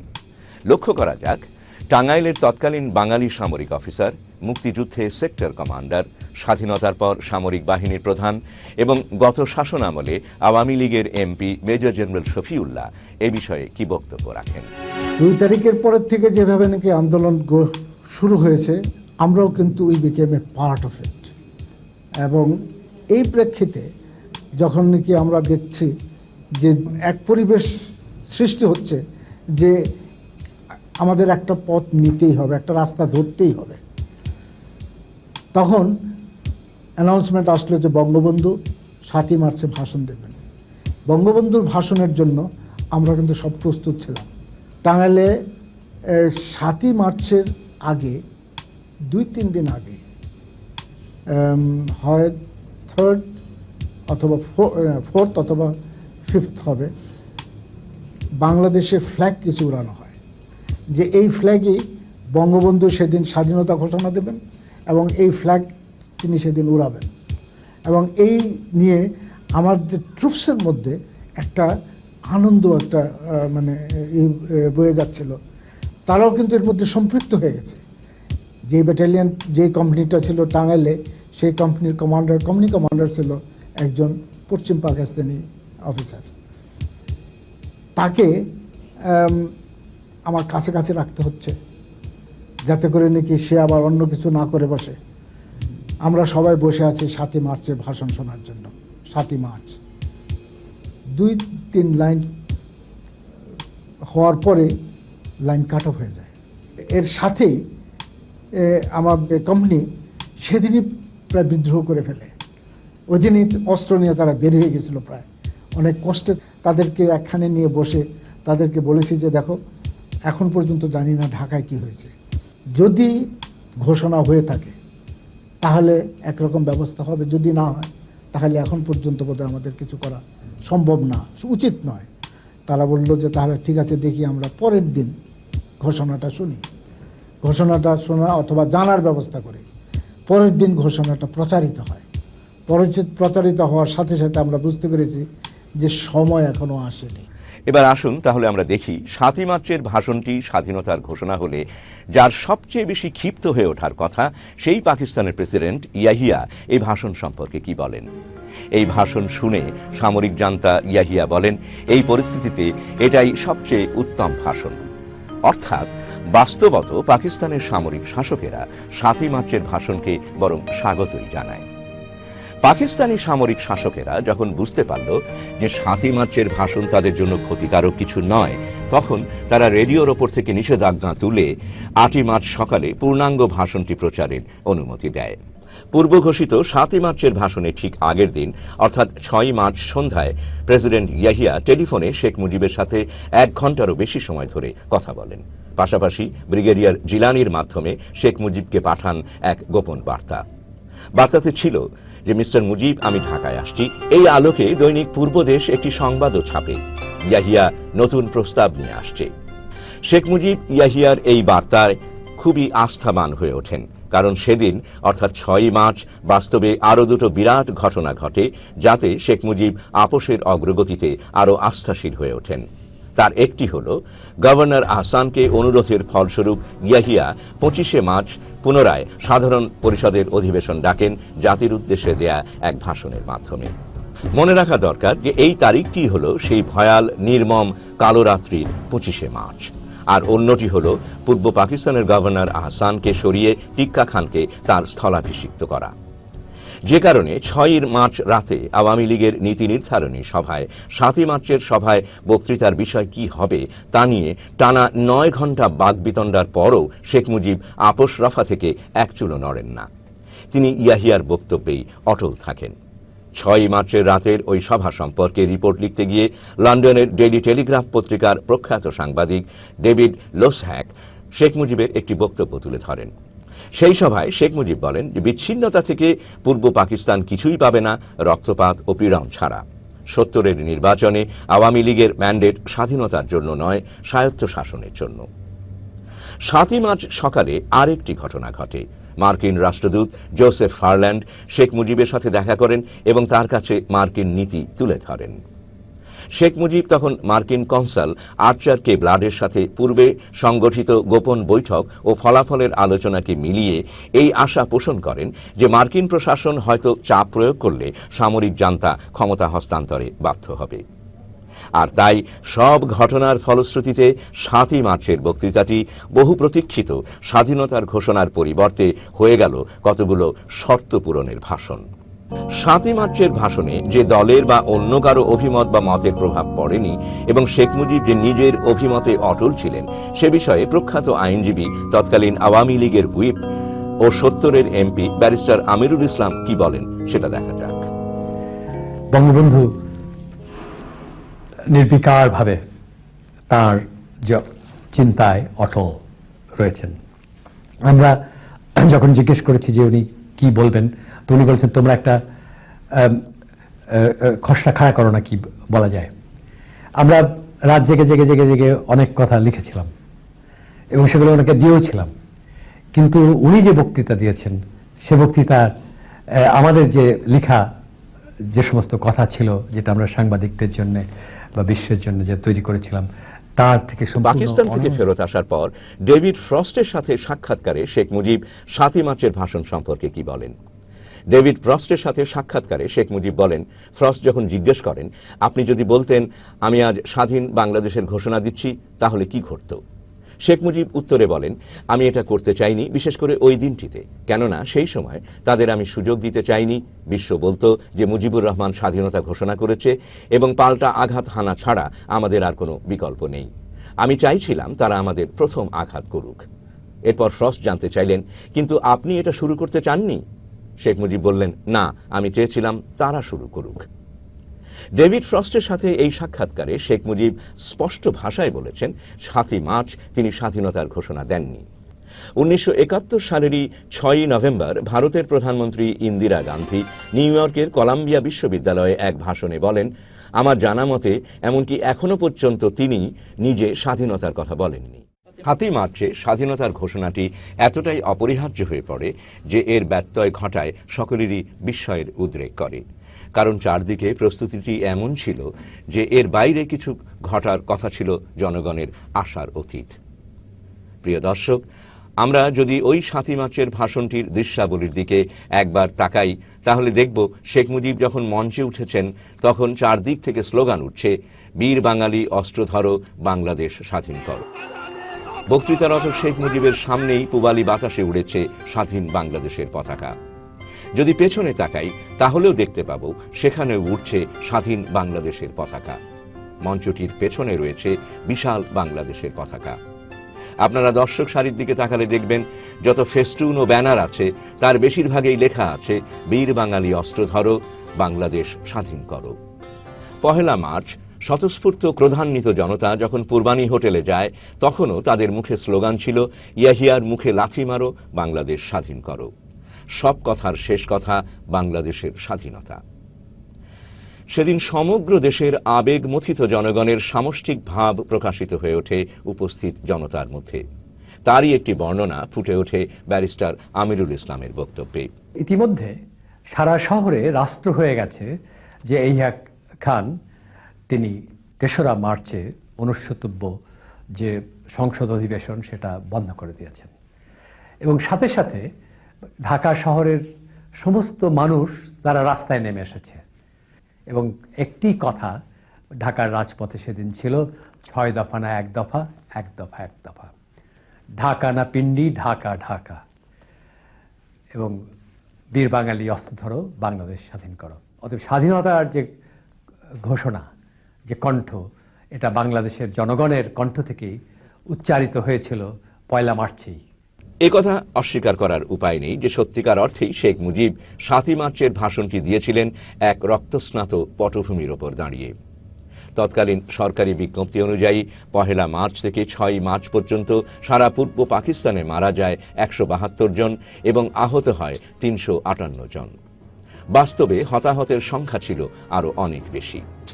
রক্তাপ্লুত এইসব লাশের আহ্বান উপেক্ষা করে ৭ই মার্চ সভামঞ্চে উপস্থিত আপামর জনতার আকাঙ্ক্ষাকে জলাঞ্জলি দিয়ে স্বাধীনতার ঘোষণা না দিয়েই শেখ মুজিব তাঁর ভাষণটি সমাপ্ত করেন। অন্যদিকে পাকিস্তানি কুচক্রী শাসক গোষ্ঠী এই সুযোগটিকেই কাজে লাগানোর জন্য আপ্রাণ সচেষ্ট হয়ে উঠল। আজ ইতিহাসের সাক্ষ্য এই যে ৭ই মার্চ থেকে ২৫শে মার্চ এই ১৮টি দিন ছিল বাংলাদেশের ভাগ্যাকাশে অতীব গুরুত্বপূর্ণ সময়। অহিংস রাজনীতি হিংস্র আকার ধারণ করতে থাকল। স্থানে স্থানে আন্দোলন আক্রমণাত্মক রূপ ধারণ করল। জয়দেবপুরে ১০ জন, রাজশাহীতে ৩৫ জন, চট্টগ্রামেই ২৩শে মার্চ ৪,০০০-এরও বেশি লোকসহ ২৫শে মার্চের আগেই মোট ৫,০০০ জনেরও বেশি মৃত্যু ঘটল বিভিন্ন স্থানে। উত্তাল জনতা রুদ্র রোষে ফেটে পড়ল। আর এসব হত্যা, মৃত্যু ও রক্তপাতকে উপেক্ষা করে শেখ মুজিব আলোচনায় বসতে রাজি হলেন সামরিক শাসকদের সাথে। ১৫ই মার্চ ইয়াহিয়া ঢাকায় আসেন তার সেই নতুন পরিকল্পনা নিয়ে। ১৬ই মার্চ ইয়াহিয়া মুজিব বৈঠক শুরু হয় সকাল ১১টায়। কিন্তু তাজউদ্দিন ও তার সমর্থকরা জেনারেল ইয়াহিয়ার সঙ্গে কোনো প্রকার আলোচনায় বসতে রাজি ছিলেন না। তারা কোনো আপোষ নয় নীতির পক্ষে ছিলেন। কিন্তু ফারল্যান্ডের সঙ্গে রুদ্ধদ্বার গোপন বৈঠকের পর শেখ মুজিব আপোষের পথে চলা অব্যাহত রাখারই সিদ্ধান্তে অটল থাকেন। প্রথম দিন আলোচনাতেই শেখ মুজিব ও ইয়াহিয়া একটি আপোষ সমঝোতাতে পৌঁছে যান। দীর্ঘ ২.৫ ঘণ্টা ব্যাপী উক্ত আলোচনায় আগামী ৩ মাসের মধ্যে কার্যকর হবে এমন একটি সমঝোতাপত্র তৈরি হয়। সমঝোতাপত্রের শর্তগুলো ছিল এমন: সামরিক শাসনের প্রত্যাহার এবং প্রেসিডেন্টের ঘোষণা বলে বেসামরিক সরকারের কাছে ক্ষমতা হস্তান্তর, বাংলাদেশ অর্থাৎ পূর্ব পাকিস্তান ও পশ্চিম পাকিস্তানের বিভিন্ন প্রদেশে নির্বাচিত প্রতিনিধিদের হাতে ক্ষমতা হস্তান্তর, ইয়াহিয়া খান প্রেসিডেন্ট পদে বহাল থাকবেন এবং কেন্দ্রীয় সরকার নিয়ন্ত্রণ করবেন। প্রথমে পূর্ব ও পশ্চিম পাকিস্তানের জাতীয় পরিষদ সদস্যরা পৃথক পৃথক অধিবেশনে মিলিত হবেন এবং তারপর দুই প্রদেশের সদস্যদের যৌথ অধিবেশনে পাকিস্তানের শাসনতন্ত্র চূড়ান্ত করা হবে। ১৭ই মার্চ পরামর্শক সহ ইয়াহিয়ার সাথে শেখ মুজিব বৈঠকে বসেন। উপরোক্ত শর্তগুলো তৈরির লক্ষ্যে মুজিব ও ইয়াহিয়া ১৭ই মার্চ ১ ঘণ্টা, ১৯শে মার্চ ১.৫ ঘণ্টা, ২০শে মার্চ ২ ঘণ্টা ১০ মিনিট এবং ২১শে মার্চ ১ ঘণ্টা ৩০ মিনিট ধরে আলোচনা করেন। আলোচনা চলে ২৪শে মার্চ পর্যন্ত। এই সিদ্ধান্ত চূড়ান্ত রূপদানের উদ্দেশ্যে আওয়ামী লীগের তরফ থেকে সর্বজনাব তাজউদ্দিন আহমেদ, সৈয়দ নজরুল ইসলাম ও ডক্টর কামাল হোসেন এবং প্রেসিডেন্ট ইয়াহিয়ার পক্ষ থেকে এম আহমদ, অর্থনৈতিক উপদেষ্টা, বিচারপতি AR Cornelius, lieutenant general Pirzada ও লেফটেন্যান্ট কর্নেল MA হাসান ১৯শে মার্চ, ২৩শে মার্চ ও ২৪শে মার্চ বৈঠকে মিলিত হন। কিন্তু এই আলোচনা প্রহসনের অন্তরালে যে পশ্চিম পাকিস্তানি সৈন্য এনে পূর্ব পাকিস্তান ভরে ফেলা হচ্ছে তা শেখ সাহেব জানতেন না তা নয়, বিষয়টি তিনি ভালো করেই জানতেন। ১৭ই মার্চ প্রেসিডেন্ট ইয়াহিয়ার সঙ্গে বৈঠক শেষে ধানমন্ডির বাসভবনে ফিরলে এক বিদেশি সাংবাদিক তার কাছে জানতে চান এখনো বহু সৈন্য পূর্ব পাকিস্তানে আনা হচ্ছে তা তিনি জানেন কি না। শেখ মুজিব সাংবাদিককে বলেন, যা কিছু হচ্ছে তার প্রতিটি খবরই আমি রাখি। পাক আর্মির আক্রমণ প্রস্তুতির এত সংবাদ জানবার পরও ২২শে মার্চ শেখ মুজিব বলেন, যদি তারা অনতিবিলম্বে আমাদের দাবি মেনে নেন তাহলে সম্ভবত আমরা বন্ধু হিসেবে এখনো বাস করতে পারব। এই ২২শে মার্চেই আরেকটি ঘটনার উল্লেখ পাওয়া যায় অ্যান্টনি ম্যাসক্যারেনহাসের বইতে, যেখানে পাকিস্তান ন্যাশনাল আওয়ামী পার্টির সভাপতি বামপন্থী খান আব্দুল ওয়ালি খান ও শেখ মুজিবের সাথে এক আলোচনার কথা বলা হয়েছে। পাকিস্তানের দ্বিখণ্ডিত হয়ে যাওয়ার এক সংকটময় মুহূর্তে শেখ মুজিব কি ভাবছে ওয়ালি জিজ্ঞেস করলেন, শেখ সাহেব আমাকে বলুন, আপনি কি এখন পর্যন্ত অখণ্ড পাকিস্তানে বিশ্বাস করেন? শেখ মুজিব এর উত্তরে বলেন, খান সাহেব আমি একজন মুসলিম লীগ পন্থী। আমরা যদি ইতিহাসের ধারাক্রমের দিকে তাকাই তাহলে দেখব কিছুদিন আগেই শেখ মুজিব অধ্যাপক GW চৌধুরীকে কি বলেন। GW চৌধুরী এক সাক্ষাৎকারে বলেন, একদিন হোসেন শহীদ সোহরাওয়ার্দীর ছবি যেটা তার বাড়িতে চোখে পড়ার মতো করে টাঙানো ছিল সেদিকে আঙুল দেখিয়ে বললেন, আমি শহীদ সোহরাওয়ার্দীর অনুগামী, আমি পাকিস্তান ভাঙতে পারি না। আপনি শহীদ সোহরাওয়ার্দীর রাজনৈতিক দর্শন সম্পর্কে জানেন? তিনি কোনোদিনও পাকিস্তান ভাঙার পক্ষে ছিলেন না। আমি তার একনিষ্ঠ অনুগামী হয়ে কখনোই পাকিস্তান ভাঙব না। সম্ভবত 18 মার্চ এএফপিকে দেয়া এক সাক্ষাৎকারে শেখ মুজিব বলেন, যা ফ্রান্সের লা মন্ড পত্রিকায় 31 মার্চ ছাপা হয়, "Is the West Pakistan government not aware that I am the only one able to save East Pakistan from communism? If they take that decision to fight, I shall be pushed out of power and the Naxalites will intervene in my name. If I make too many concessions, I shall lose my authority. I am in a very difficult position." Bhutto পূর্ব পাকিস্তানে চলে আসেন 21 March. 22 March Yahya, Bhutto ও শেখ মুজিবের সভা অনুষ্ঠিত হয়।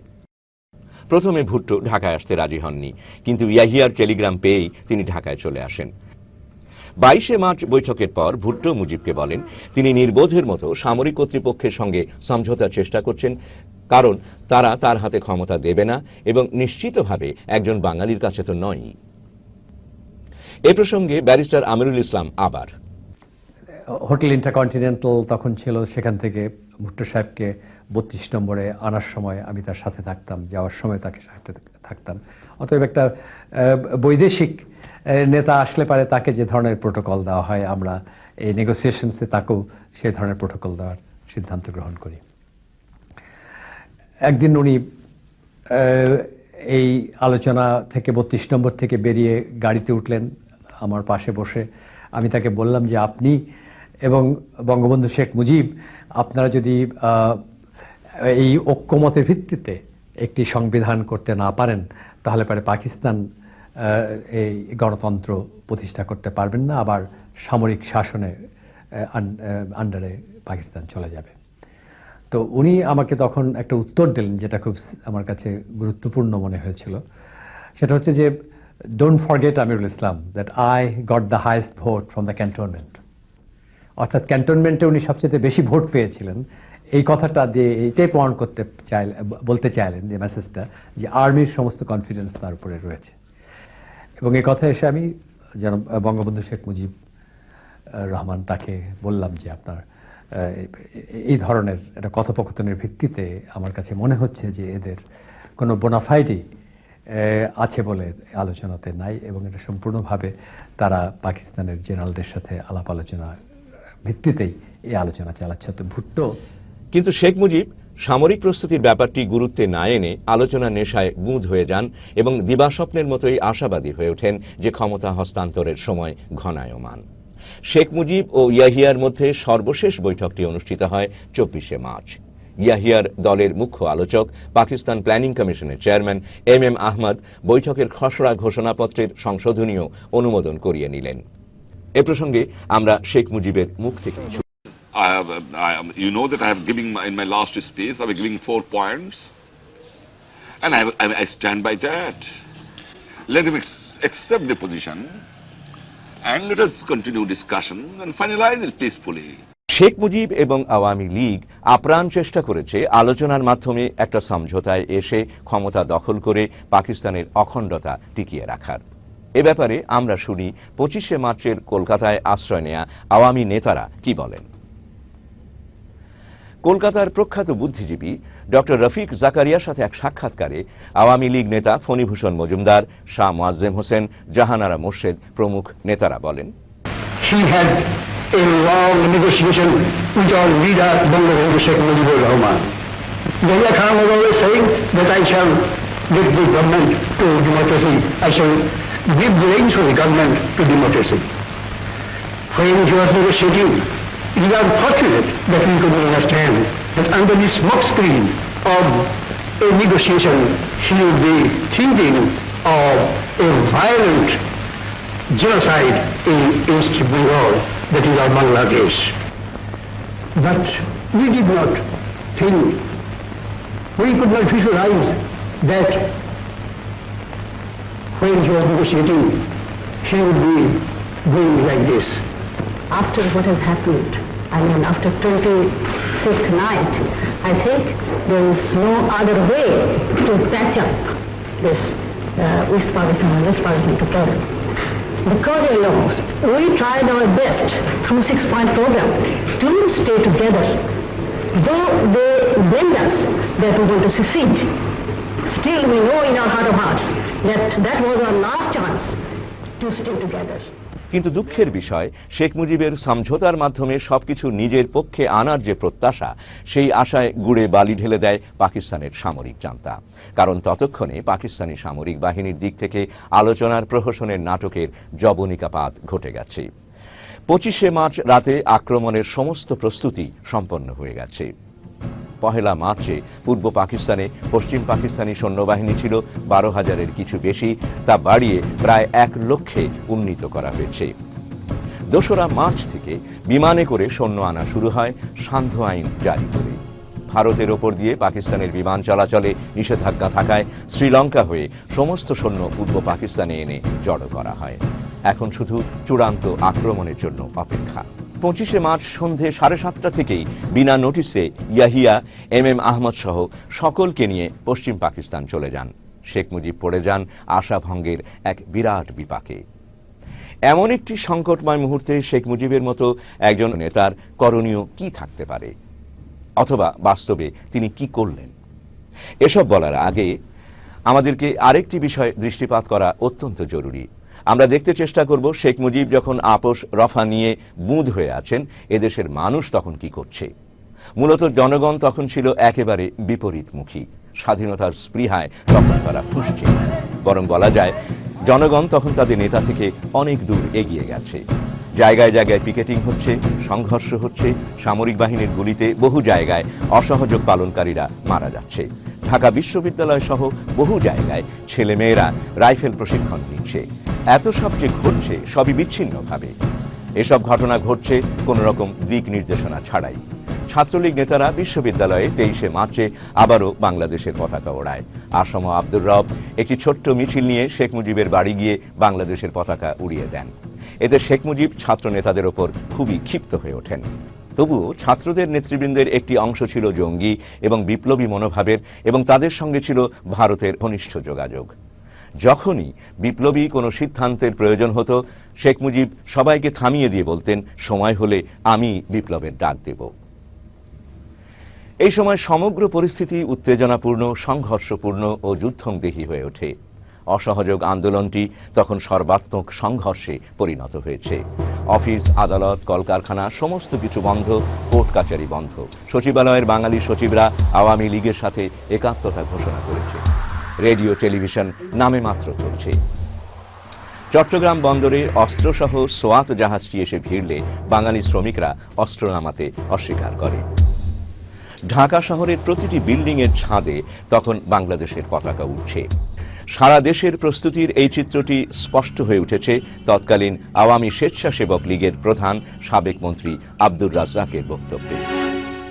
আমার মনে আছে গাদা বন্দুক দিয়ে আমরা প্রতি থানায় থানায় ট্রেনিং দিয়েছি। ঢাকা শহরের বিভিন্ন জায়গায় আমরা ট্রেনিং শুরু করেছিলাম, এবং একটা পর্যায়ে আমি বগুড়াতেও গিয়েছিলাম। সেখানে আমার খবর আসছিল যে সেখানে কিছু ডেটোনেটর পাওয়া যাবে, আমরা সেখানেও প্রস্তুতি নেওয়ার জন্য আমি গিয়ে পেয়েছিলাম, এবং সেটা আনার জন্য আমার একটা ডেট ঠিক করেছিলাম। কিন্তু তার আগেই ওই 25শে মার্চ এসে গেল, যে জন্য আমরা আর সেখানে যেতে পারিনি। অর্থাৎ প্রস্তুতির জন্য যা কিছু করার দরকার আমরা মোটামুটি সেটা সবকিছুই সেদিন করে ফেলেছিলাম। এক পর্যায়ে যখন প্রশ্ন উঠেছিল যে কি করা যায়, তখন আমরা বঙ্গবন্ধুকে বলেছিলাম যে আমরা প্রস্তুত আছি, আমরা ওদের মোকাবেলা করতে পারবো, তার জন্য বাঙালি জাতি প্রস্তুত, আমরা প্রস্তুত, এবং যেদিনে আপনি আনুষ্ঠানিক ঘোষণা দিবেন তার সঙ্গে সঙ্গে আমরা ঠিক করেছি যে প্রত্যেকটা থানা ঘেরাও করে সমস্ত অস্ত্র আমরা নিয়ে নেব। এত ব্যাপক প্রস্তুতির পরও শেখ মুজিব কারো কথাতেই কর্ণপাত না করে সমঝোতার ধারাতেই অটল থাকেন। মৌলানা ভাসানী 23শে মার্চ পল্টন ময়দানে জনসভার ডাক দেন। প্রচার করা হয় সেই দিন মৌলানা ভাসানী স্বাধীন পূর্ব বাংলার ঘোষণা দেবেন। এই সংবাদ পেয়ে শেখ মুজিব শঙ্কিত হয়ে ওঠেন। কিন্তু ভাসানী 23শে মার্চ পল্টনে ভাষণ না দিয়ে চলে গিয়েছিলেন চট্টগ্রাম। এরপর থেকে সবকিছু অন্ধকার, সংযোগহীন। সবচেয়ে বিস্ময়কর ব্যাপার হলো বিকেলের মধ্যেই শেখ মুজিব নিশ্চিত হয়ে যান আক্রমণ হচ্ছে। 24শে মার্চ গোয়েন্দা সূত্র আওয়ামী লীগকে পাকিস্তান সেনাবাহিনীর হামলার কথা জানিয়ে দেয়। জেনারেল ওসমানী ধানমন্ডির বাসভবনে আসেন শেখ মুজিবের সঙ্গে দেখা করতে এবং তিনিও তাকে একই তথ্য দেন। 25শে মার্চ সন্ধ্যাতেই মুজিব জেনে যান ইয়াহিয়া ঢাকা ছেড়ে চলে গেছেন। সন্ধ্যা 7টায় ইয়াহিয়া পৌঁছন তেজগাঁও বিমানবন্দরে। সেখান থেকেই তাকে জানানো হয় সেই সংবাদ। এ কে খন্দকার ইয়াহিয়াকে যেতে দেখেন এবং টেলিফোনে আওয়ামী লীগ নেতাদের সে কথা জানান। ঠিক সন্ধ্যের সময় জেনারেল ইয়াহিয়া যখন সবার অগোচরে ঢাকা থেকে রওনা হয়ে গেলেন, সেই যাওয়ার সময় আমি বিমানবন্দরে উপস্থিত ছিলাম এবং এই সংবাদটি আমি টেলিফোন যোগে তখনকার আওয়ামী লীগের কতগুলো টেলিফোন নাম্বার ছিল সেসব জায়গায় জানিয়ে দিই এবং ক্যান্টনমেন্টেও যত বাঙালি অফিসার ছিল তাদের বাসায় বাসায় গিয়ে আমি এই সংবাদটি জানাই যে ইয়াহিয়া চলে গেল। এবং কিন্তু এর বিপরীতে শেখ মুজিবের কোনো প্রতিক্রিয়াই ছিল না কোনো প্রস্তুতি। তেমন কোনো প্রস্তুতির প্রমাণ এখনো পর্যন্ত পাওয়া যায়নি। 25শে মার্চ সন্ধ্যায় আওয়ামী লীগ অফিসে নেতৃবৃন্দের একটি বিশেষ মিটিং ছিল পরদিন হরতালের কর্মসূচি নিয়ে, কিন্তু সেখানে রাত 8টা-9টা পর্যন্ত কোনো নেতৃবৃন্দকেই দেখা যায়নি। সারা ঢাকা শহর সে সময় ছিল লোকশূন্য, শুনশান। আক্রমণের কথাটি শহরেও গুজব হিসেবে ছড়িয়ে পড়ে। শেষ মুহূর্তে শেখ মুজিব একটা সিদ্ধান্তে পৌঁছন।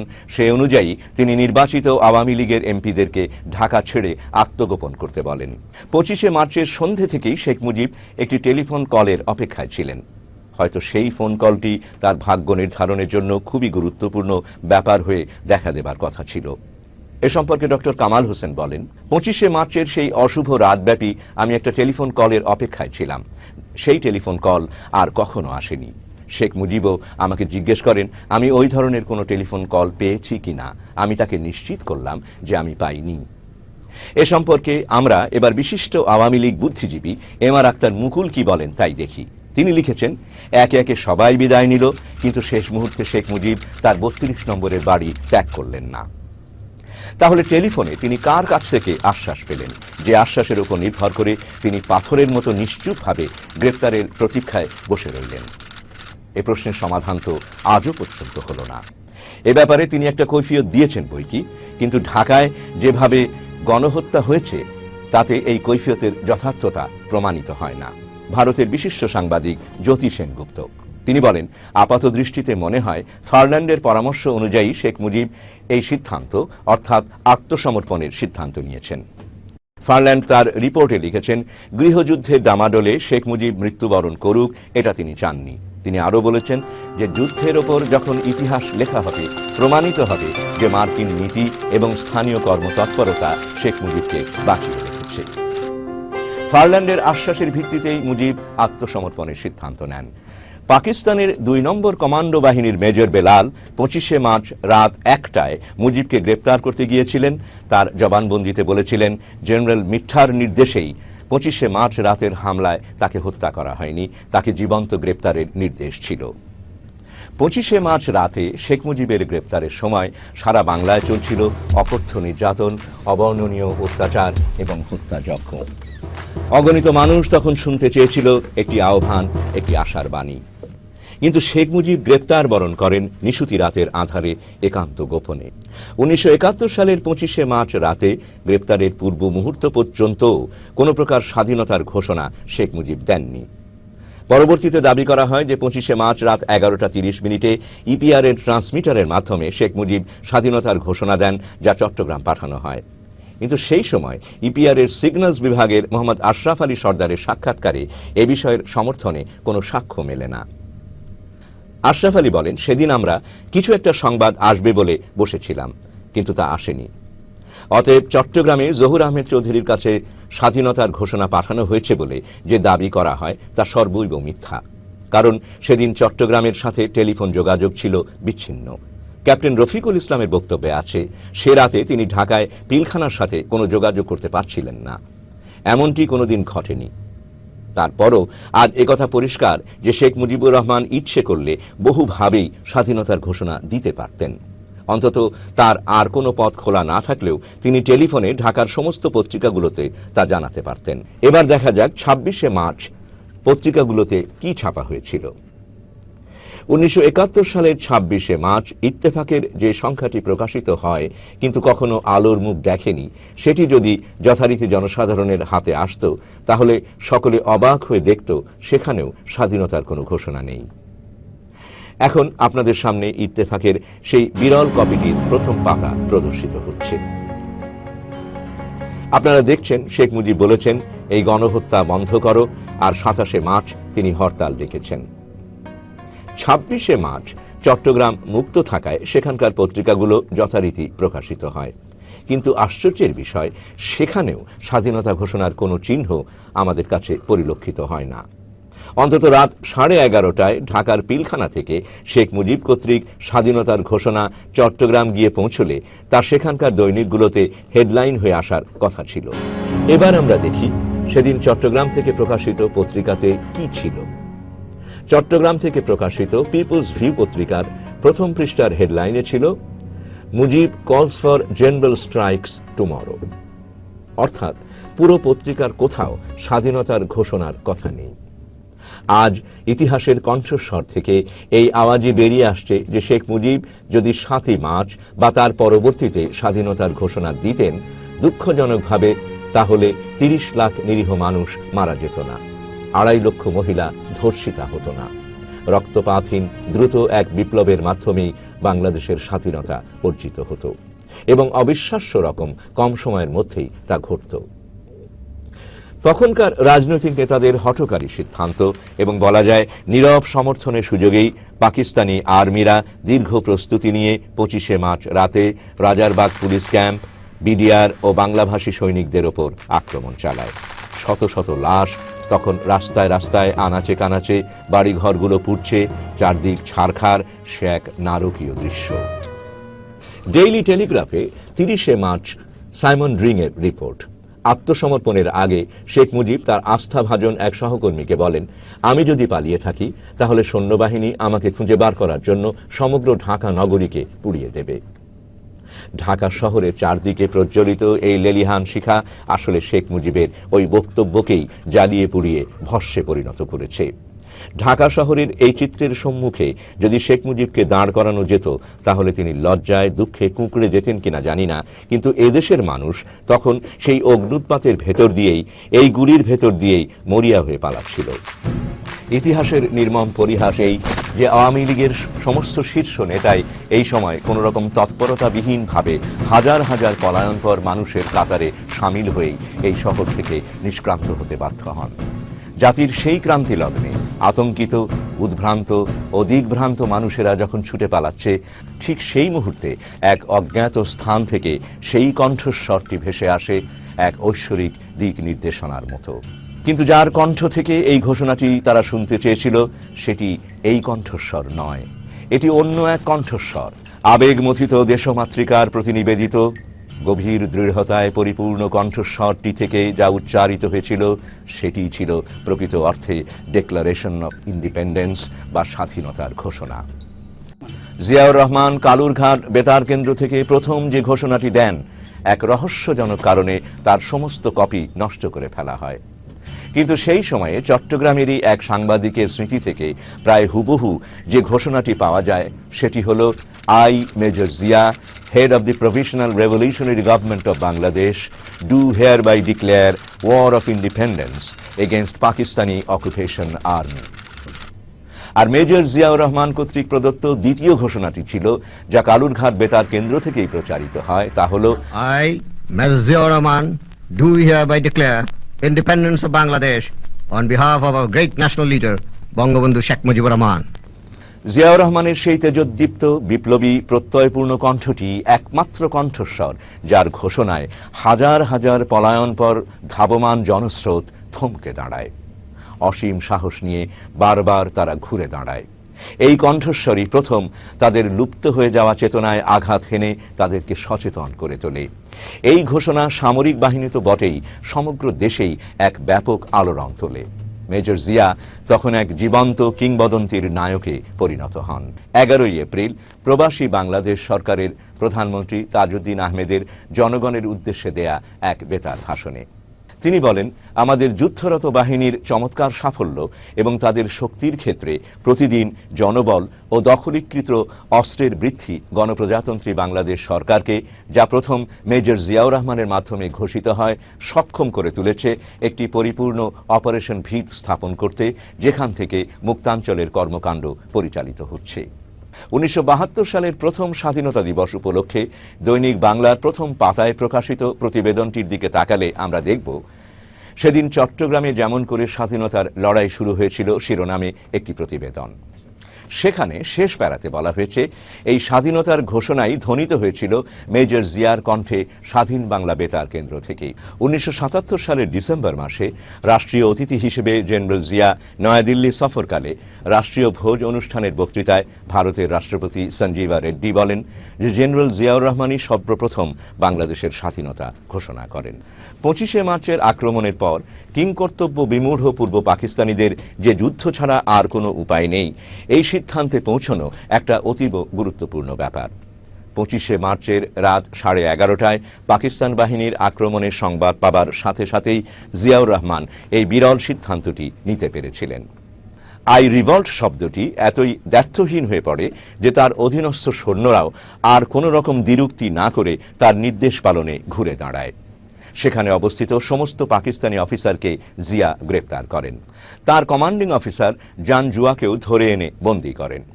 আক্রমণের ওই রকম একটা নাজুক অবস্থাতেই যুদ্ধ শুরু করাও সে সময়ের বিধ্বস্ত প্রেক্ষাপটে একটা আমূল পরিবর্তন এনে দেয় এবং একটা গভীর আত্মপ্রত্যয়ের সঞ্চার করে সবার মধ্যে। 1971 সালের 4 এপ্রিল হবিগঞ্জের মাধবপুর তেলিয়াপাড়া চা বাগানে প্রতিরোধ যুদ্ধের নেতারা বৈঠকে মিলিত হন। তারা সেখানেই বসে গঠন করেন জাতীয় মুক্তি ফৌজ। জেনারেল ওসমানীকে সর্বাধিনায়ক নির্বাচিত করে 11 জন সামরিক অফিসারকে সেক্টর কমান্ডার নিযুক্ত করা হয়। 2 এপ্রিল জনাব তাজউদ্দিন ও ব্যারিস্টার আমিরুল ইসলাম বহু বিপদসংকুল পথ পেরিয়ে দিল্লি গিয়ে হাজির হন। তাদের সাথে ভারতের তৎকালীন প্রধানমন্ত্রী ইন্দিরা গান্ধীর সাক্ষাতের ব্যবস্থা হয়।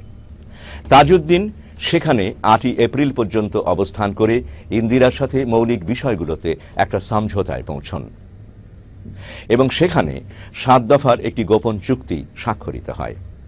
10 এপ্রিল বাংলাদেশের স্বাধীনতা ঘোষণাপত্র ও প্রবাসী বাংলাদেশ সরকারের পরিপূর্ণ কাঠামোটি নির্ধারিত হয়। 11 এপ্রিল প্রবাসী বাংলাদেশ সরকারের প্রধানমন্ত্রী এক বেতার ভাষণে মেজর জিয়াউর রহমান, মেজর শফিউল্লাহ ও মেজর খালেদ মুশাররফকে যথাক্রমে চট্টগ্রাম, নোয়াখালী অঞ্চল, ময়মনসিংহ টাঙ্গাইল অঞ্চল এবং সিলেট কুমিল্লা অঞ্চলের সেক্টর কমান্ডার হিসেবে দায়িত্বভার প্রদানের কথা ঘোষণা করেন। পরবর্তীতে পুরো রণাঙ্গনকে মোট 11টি সেক্টরে ভাগ করা হয়। 17 এপ্রিল প্রচুর বিদেশি সাংবাদিকদের উপস্থিতিতে স্বাধীন বাংলাদেশের প্রবাসী সরকারের ঘোষণা দেয়া হয়। স্বাধীনতা যুদ্ধের এই পুরো 9টি মাস ধরে অতিক্রান্ত পরিস্থিতির আরেকটি ভিন্ন চিত্র আমাদেরকে এখানে তুলে ধরতেই হচ্ছে। স্বাধীনতা যুদ্ধের নেতৃত্ব দানকারী বলে দাবিদার আওয়ামী লীগের কেন্দ্রীয় নেতারা কেউই স্বাধীনতা যুদ্ধে নিজে হাতে অস্ত্র তুলে নেননি, নিজেদের জীবন বলিদান করেননি এবং যুদ্ধে সরাসরি অংশগ্রহণ করেননি। অন্যদিকে আওয়ামী লীগের শীর্ষ নেতা শেখ মুজিবুর রহমান তখন পাকিস্তানের জেলে বেশ নিরাপদেই দিন যাপন করছিলেন, এমনকি তার প্রিয় এরিনমোর তামাক এবং পাইপ সহ। অপরদিকে পুরো 9টি মাস ধরে শেখ মুজিবুর রহমানের পরিবার ঢাকাতেই বেশ আরামে দিন যাপন করেছে। কুখ্যাত নরঘাতক সামরিক বাহিনী থেকে প্রতি মাসে 1,500 টাকা করে ভাতা দেয়া হতো শেখ মুজিবের স্ত্রী ফজিলতুন্নেসাকে। বাংলাদেশ যখন রক্তাক্ত যুদ্ধে লিপ্ত, বাংলাদেশের এ মাথা ও মাথা ব্যাপী প্রতিদিন হাজার হাজার লোককে গুলি করে বেয়নেট দিয়ে খুঁচিয়ে নির্মমভাবে হত্যা করা হচ্ছে, শত শত নারী হচ্ছে ধর্ষিতা, 1 কোটি শরণার্থী যখন ভারতের মাটিতে মানবেতর জীবন কাটাচ্ছে আর এক মুঠো ভাতের জন্য করছে হাহাকার, যখন অবুঝ শিশুদের জন্য জোটেনি সামান্য দুধ বা বার্লি, তখন ভারতের মাটিতে এই আওয়ামী নেতাদের জীবনাচরণ সত্যিই ছিল দুঃখজনক এবং লজ্জাকর। এইসব নেতারা বেশিরভাগই সস্ত্রীক পশ্চিমবাংলা গিয়েছিলেন। এরা তখন সুদৃশ্য অলংকার এবং অন্যান্য মহার্ঘ জিনিসও কেনাকাটা করতেন।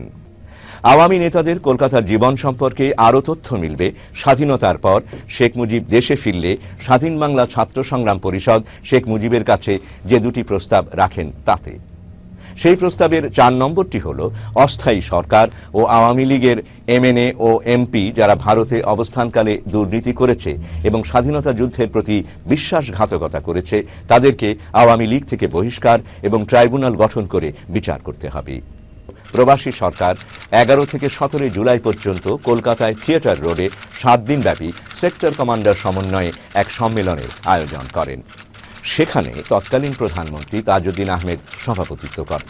সেই নীতি নির্ধারণী আলোচনার এক পর্যায়ে জিয়াউর রহমান সংখ্যাগরিষ্ঠ সেক্টর কমান্ডারদের সাথে আলোচনা সাপেক্ষে মুক্তিযুদ্ধের সর্বাধিনায়ক এমএজি ওসমানীকে সামরিক দেশরক্ষা মন্ত্রী পদে উন্নীত করে 7 জন তরুণ অধিনায়কের একটি ওয়ার কাউন্সিল গঠনের প্রস্তাব দেন, যাতে যুদ্ধের অভিজ্ঞতাবিহীন নেতারাই শুধু এককভাবে সিদ্ধান্ত না নিয়ে যুদ্ধে অভিজ্ঞদের সহযোগে সিদ্ধান্ত গ্রহণ করা যায় এবং এই কাউন্সিল সরাসরি যুদ্ধক্ষেত্রের সাথে যোগাযোগ রক্ষা করবে ও দিক নির্দেশনা প্রদান করবে। আজ বিশেষজ্ঞরা পৃথিবীর যুদ্ধ ইতিহাস ঘেঁটে একথাই বলেছেন যে জিয়াউর রহমানের প্রস্তাবটি ছিল সেই মুহূর্তে সবচেয়ে বৈজ্ঞানিক। যাই হোক, আগস্ট মাস থেকে বাংলাদেশের মুক্তিযুদ্ধ একটা গতিবেগ পায়। এই সম্মেলনের পর জুলাই মাসে জিয়া যুগপৎভাবে 11 নম্বর সেক্টর এবং ব্রিগেড জেড ফোর্স গঠন করেন। অন্য ব্রিগেড দুটি এস ফোর্স এবং কে ফোর্স সেপ্টেম্বরের শেষের দিকে গঠিত হয়। 17 জুলাই থেকে প্রথম নিয়মিত ব্রিগেড জেড ফোর্স গঠিত হয়।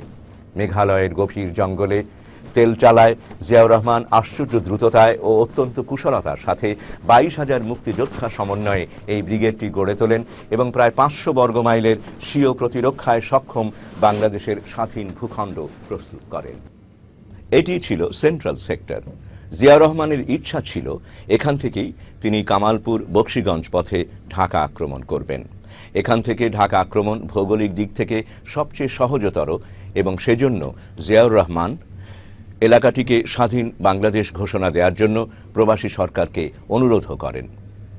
জিয়াউর রহমানের ঢাকা আক্রমণের ওই সিদ্ধান্তটি যে কত যথার্থ ছিল তার প্রমাণ মেলে যৌথ বাহিনীর commander major general Lakshman Singh Lehl, যিনি 20 মাউন্টেন ডিভিশনের জিওসি ছিলেন, তার লেখনীতে। The central sector lies south of the Meghalaya and forms a triangle with its broad base in the north along the Indian border, with Jamuna and Meghna forming its western and eastern sides. Dhaka at the south apex was the capital and political and psychological heart of East Pakistan. As discussed earlier, the best geographical approach to Dhaka from the Indian territory was through the central sector from the north, even though the eastern sector provided a much shorter approach. মুক্তিযুদ্ধের প্রেক্ষাপট জুড়ে এই বহুবিধ প্রস্তুতির অন্তরালে আরও অনেক ঘটনা ঘটেছিল, সেদিকে আমাদের দৃষ্টিপাত না করলেই নয়। শেখ ফজলুল হক মনির দাবি হল প্রখ্যাত যুবনেতা এবং মুজিবের ভাগ্নে হিসেবে তিনিই হলেন প্রধানমন্ত্রীত্বের প্রকৃত দাবিদার, তাজউদ্দিন নয়। আমরা আগেই বলেছি যে বেগম মুজিবকে সামরিক ভাতা দিয়ে কেন ঢাকা শহরে রাখা হয়েছে তার কারণ আমরা পরে উল্লেখ করব। আর সেই কারণটি হল জোসেফ ফারল্যান্ড যে এরকম একটি পরিকল্পনায় লিপ্ত হবে তা বহু আগে থেকেই তার পরিকল্পনাতে ছিল এবং সে কারণেই বেগম মুজিবকে সামরিক ভাতা দিয়ে ঢাকা শহরে রাখা হয়েছিল। এখানে মনে রাখা দরকার ডক্টর কামাল হোসেন ফারল্যান্ডের এই ষড়যন্ত্রের সাথে জড়িত ছিলেন, তাই তিনিও গ্রেপ্তার হয়ে শেখ মুজিবের সঙ্গে একই সাথে পশ্চিম পাকিস্তান যান এবং আশ্চর্যজনকভাবে স্বাধীনতার পর শেখ মুজিবের সাথে আবার একই সঙ্গে একই বিমানে ফেরত আসেন। এবার আমরা মুক্তিযুদ্ধের আরেকটি গুরুত্বপূর্ণ দিক সম্পর্কে আলোকপাত করব, কারণ মুক্তিযুদ্ধের গতি প্রকৃতি বুঝতে হলে এই দিকটিও অত্যন্ত জরুরি।